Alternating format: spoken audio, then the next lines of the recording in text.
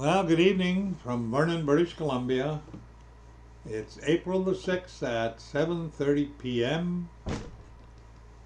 Spring is on its way. Uh, yes, I'm talking to you from my original residence here at the Vernon Rest Home. I got word today that I'm going to be I'm in a bachelor unit. They're going to they made a one-bedroom unit available for me, so I'll be moving into that around the 20th April or something like that. That'll be a lot better. Anyway, I'm kind of glad of that. That's very good. Good news for me. We're coming up to the Easter. Blah, blah, blah, blah, blah. Is that? Well, I guess that's this Friday. I guess Good Friday. Yes, and that's be tomorrow. I didn't know that. But anyway, what I was going to talk about is Easter and what it represents. Now, it certainly doesn't represent, walking around with your Sunday best on and everybody coming in their best clothes and whatever else, or the thing that's very popular with people is Easter egg hunts, bunnies, and whatever else. That is so bad. I mean, it's man's way of saying, well, we'll just do this, because this is good. It's just fun for the kids. It's certainly not celebrating God's crucifixion, I can tell you that.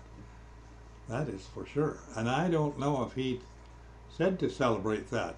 He said to celebrate the Passover. That was what he said to the Israelites, because God took them out of Egypt and, did quite a thing when you read about it. But the main point is that the word was,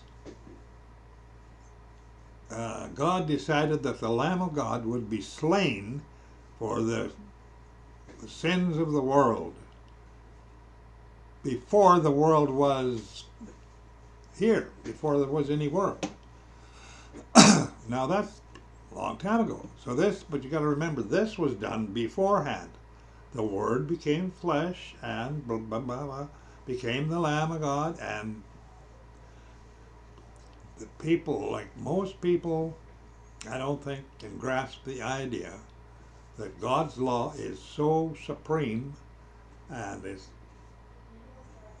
universal law, I guess, but it is so supreme and such a law. When God makes a law, he can't change it. He doesn't change it. It's because his laws are perfect, and they are eternal, and all this sort of stuff. And the penalty for breaking them, as far as humans go, is death. Now,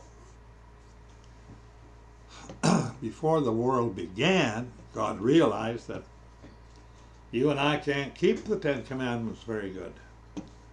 We can, try to keep some of them, and none of them are really that hard, but in some cases we don't want to, and because it interferes with our stuff. And that's too bad, because those Ten Commandments aren't for God; they are for humans. If the world kept at least one or two of those, we'd be living in a different world. Now the thing is, you break God's law, you can't break it; it will break you. But you can get dispensation for it if you ask God for forgiveness for doing this, and God realized this.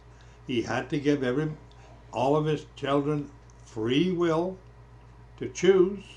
He couldn't make it, any other way.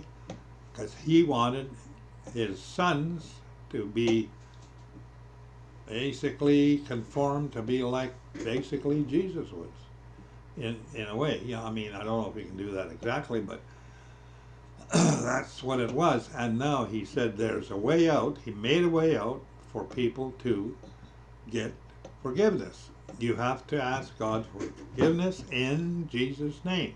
Jesus is the one who's gone through all this, gave his life for it, paid. So it's got to be in his name that you apply this. And he said it will be given. There's no hold back on any of it. Anybody can do that.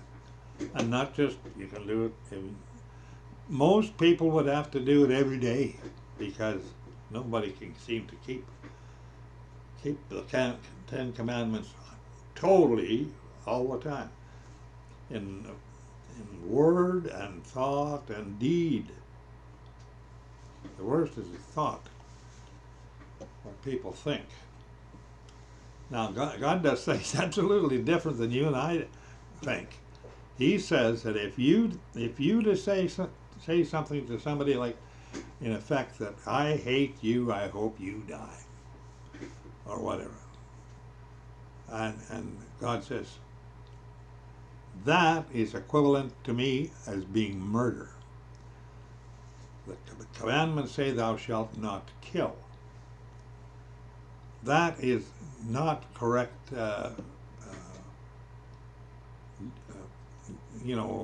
interpretation of the Bible. It should be thou shalt not murder, because there's lots of killing that is legal. I mean, you kill chicken, the pigs, the soldiers get killed. Killing and murder are two different things, really. And that's what all I can say about that. The thing, though, is we're living in a world that's getting more and more difficult to handle in beliefs for what people believe, and it's entirely important what you believe. It's getting more important all the time, every day, getting more important what you believe, because God observes what you believe, and he knows what you believe. You can't flub it, you can't fool him. And he says what you believe is what will get you into my kingdom, because he said, I can only have people in my kingdom who believe that I'm God, that I sent my son to pay for your penalties, because my law cannot be broken. Not my law at all. It is holy law. There's no other law. And that's what the problem is right now. People are trying to think that they can make their own laws. Christmas, Santa Claus, because it's, fun for the kids. Oh no, that's wrong.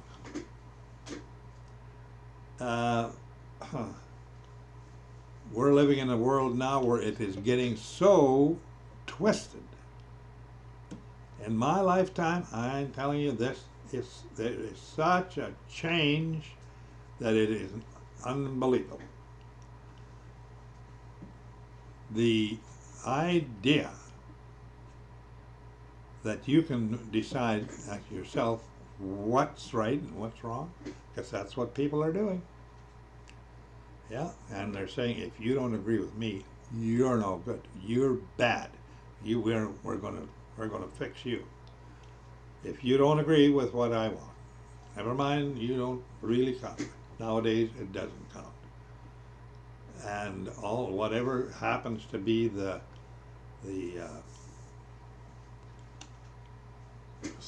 thrust of the day, or the idea of the day, or the whatever, if it's transgender or abortion or gay or whatever,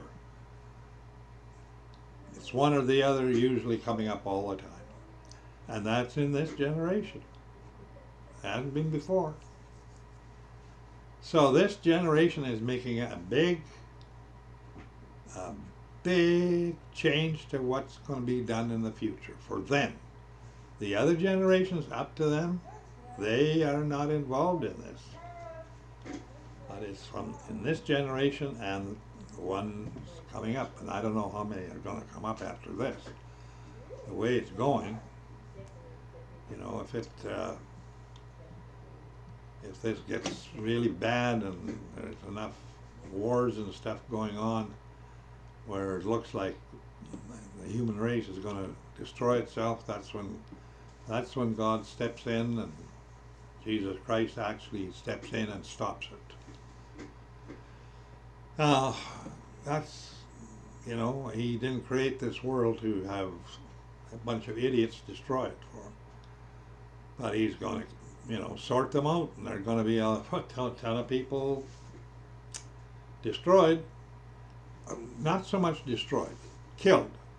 In other words, they expire ahead of their time for whatever reason.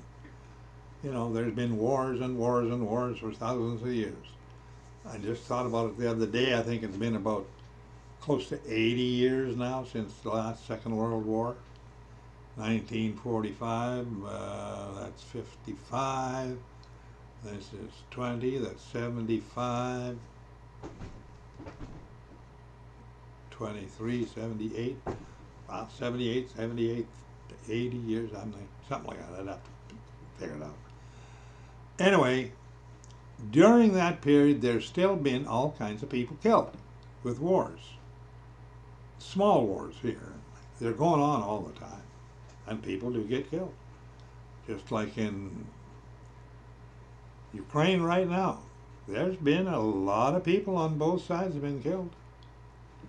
I have always hated that. I was about 14, I believe, 12, 13 or something when the last war ended. And, my dad was too old to go to the war at that time, and I was too young. But I'm glad of that, because I have no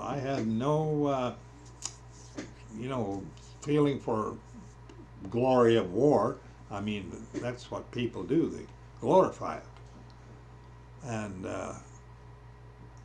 how can you glorify something, especially like the Englishmen used to do? Wear red and walk in a straight line towards the enemy. That's really bright, eh? And they did. I don't think I could have done that. I'd have said, no way, Jose, you can walk all you like. I'm going the other way. No. And it was your duty to go and get shot, get killed. Yeah, that's what they had it, and people believed that. Yeah, and just think of all the young sons from a country killed, wiped out, whatever, and the wars quit, and then they go along, and their families come up and they build more population, more fodder for wars again, and then they do another one, and knock it down again, and these stupid wars. Like right now, you would think war would be outlawed with the things they have. If they use it, they destroy the whole war. Everybody gets killed. Nobody wins in a war like that. In fact, that's where we're at. I noticed that countries like France has a few more warheads than Britain does, and these other countries got 50, 80 warheads, 100 warheads, 300 warheads. The United States has got like 6,000 or something, and Russia has more than that. They have not much more, but they have more than that. Thousands, not 200 or 300 warheads. Now, yeah, it's the AI, artificial intelligence, is creeping into this. The gender thing is creeping into this. The jealousy of women to have free or to have sex without consequences and require abortion to do that. And men are being effeminate. There are no men. There's really pretty sad. Just one little notice I have, and I've seen that now for the last couple of years, is how quickly the younger generation gets effeminate. Men get effeminate. And they think that's the right thing to do, because women are lording it over them. That's for sure. And it's funny, that's what it said. The women will rule over you and your children will rule over you. And I see a nice pickup pull up beside me, and the little blonde girl is driving it, and her boyfriend or husband, or well, most likely not a husband, but the boyfriend is sitting next to her with his ball cap on backwards and tattoos and earrings and whatever. She drives the pickup. It used to be the man had a pickup and picked up the girl or the woman. And that's normal. That's how things get just ass backwards. And I don't think it's really right to be that way. You know, I heard something here a while ago, and I thought, yeah, that's most likely true. This guy said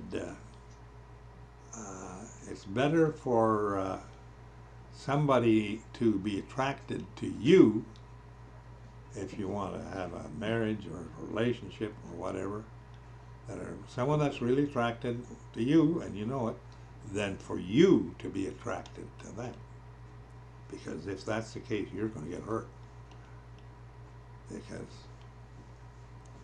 But if they're attracted to you, then you're all right. But men don't do that. No, they don't do that. Yeah, the big thing that I hear now all the time is AI and this chat, whatever the thing. And really all it is, it's no artificial intelligence really, it's a machine or a program that can quickly, you know, in a matter of seconds, scan the entire internet for whatever you're asking it to look for. And by scanning millions of different things and picking out the best average out of everything, you know, based upon what you want, according to what you want, and that's the start of it. And people most likely want that. And that's how it's going to become the force that's going to control the world. Because it'll develop. It will develop. And it'll be, they'll say that's all for the good. You look at what, you know, they can scan 1,000 x-rays in a minute and compare it to yours and you can see what it is and blah, blah, blah. They can figure out a vaccine in 2-3 minutes. They can write a contract in about 2-3 minutes. They can do all kinds of things. But that's all that is a fast chip doing millions of calculations a minute even, or a second. They do, you know, thousands of calculations per second. You can't do that. Humans can't do that. Maybe they can think better, but they can't do that. Take them a long time. So when that starts to creep in, and people are nowadays, there's a lot more people than there used to be that don't believe in God. That's for sure. Look at England. It's practically, these big cathedrals and everything are empty, or they'll be taken over by the Muslims. It's like in this country, abortion and immigration is going to totally change Canada. And it'll do in the States too, but it'll take a little longer. There are a lot of people there. Canada, my gosh, we're less than the population of California. And all of a sudden, they're taking in 1 million, 2 million a year, and they're not the same as we are. No. They're good people, but they're not the same as we are. I mean, you have to admit that. You are going to disappear. And you're the one that's doing it. The white race is the most stupid race you can imagine. They think they're above the law. They can do this and do that. And I believe that God has said different places. Races are supposed to keep to themselves, marry in their own background and race, and that now people think, oh, that's racist to say that, but it isn't. It is to say, keep their race good, and the other races okay. Nothing wrong with visiting, doing this, trading, whatever, but they won't do that. Now you see, on purpose, I see white women, with black men, brown men, whatever, way more in the advertising and everything else. And that's the big push. And I don't know who's pushing that, but somebody is. And they'll succeed. There's no doubt about that. They will succeed because the white race is really, really dumb. The white race, in my view, and from what I can figure out and what I've read and saw, where did they come from? I believe they came from the 10 tribes of Israel, the lost 10 tribes of Israel.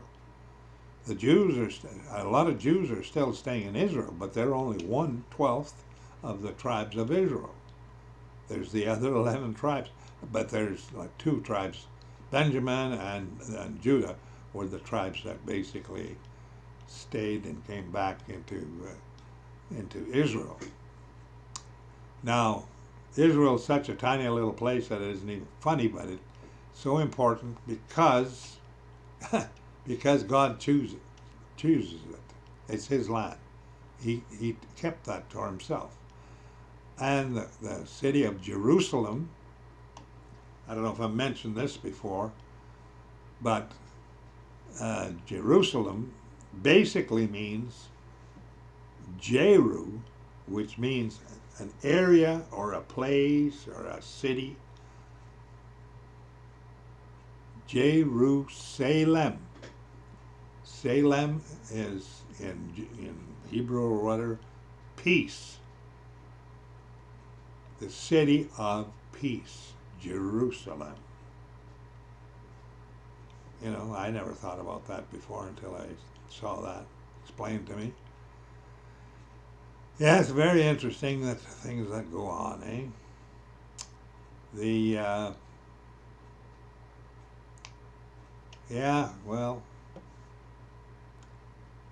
Like I've said many times before, this world it's progressing right along, not maybe the way we would like, but it's the way it's going to go. And the Bible and God's prophets have prophesied and said what it's going to go, and it is a fact that it's happening because many of the things that said there has happened. I mean, the whole deal about Jesus was prophesied, and it's happened, and it's coming up again. But I don't know. I think the only thing Jesus said is when He had Passover, He said, drink the wine, that's my blood, and eat this, because that's my body. That, I believe, is, and He said, do this as often as you think of me. Well, I guess you really think of Him when it's the anniversary of His crucifixion. And I've done that a couple of times. But He said you have to do that with the right attitude and the right belief and mind, and otherwise it can be detrimental to you. It can be bad. It can be good if you do it right. I've come to the conclusion that it's hard to understand God and Jesus and everything else because their ways and God's laws are so kind of basic things. So basically you can't really twist them into anything. They are basic, very basic. Love your fellow man, do this, do that. And that's a hard thing for humans to do. I mean, they do it the best they can.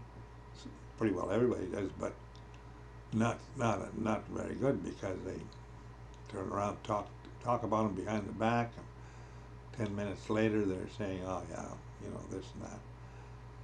Gossip and stuff, terrible. People gossip, they love to gossip. I mean, I've done that myself.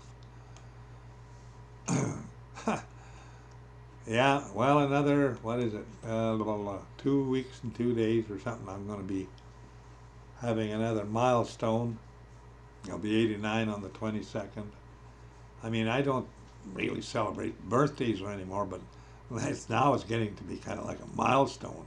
Am I going to make it or not? And there's all kinds of people that don't make it because they develop plaque on the brain or whatever they call it, and Alzheimer's, and I notice there's some that are pretty young that get that, 40, 50 years old. That's bad, very bad. Good friend of mine, car dealer, we were good friends. Anyway, I won't be going to see him in Rocky Mountain House, Alberta anymore, because he usually had people over all the time. He did a lot of entertaining and stuff like that. And they were over at his place about, I don't know, a month or two ago now, on a Sunday visiting, his son and his grandsons and stuff like that, who are all in the car business too, because he started a big dealership. And anyway, I guess his son called me and said that, well, Clayton passed away yesterday, blah, blah, blah. And I said, oh, well, thank you very much for letting me know. Well, I said, how did it happen? And he says, well, he said, we were all there in the house, and it was about 3 or 4 in the afternoon, and he says, I don't feel very good. I'm going to go lay down for a while. He said he went and laid down, and people went to see how he was doing, and he was already dead. He never got up, just went in the bedroom, laid down, and died. Huh.